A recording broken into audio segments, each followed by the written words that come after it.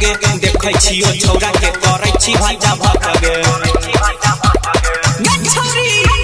छौरी बंगाली छी तू माला काटा कच गे देखै छियो छौरा के करै छी भाजा भात गे नाचे परतो यादव जी के नाचे परतो सिंह जी के सीना से साइट के छौरा सब पी के छौ फलाई टगे हे गई छौरिया और तो हे डलाई टगे छौरा सब पी के छौ फलाई टगे हे गई छौरिया और तो हे डलाई टगे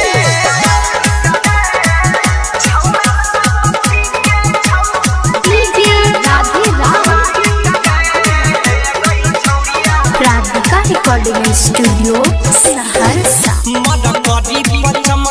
बागा गोरकी तोहर फेस गे कहता जाई के बाधाई दियो डीजे के बेस गे मडकरी पचम बागा गोरकी तोहर फेस गे कहता जाई के बाधाई दियो डीजे के बेस गे याई पूरा लौज करतौ याई पूरा लौज करतौ पुरजा जाई गे छौरा सब पी के छौ फलाई टगे हे गई छौरिया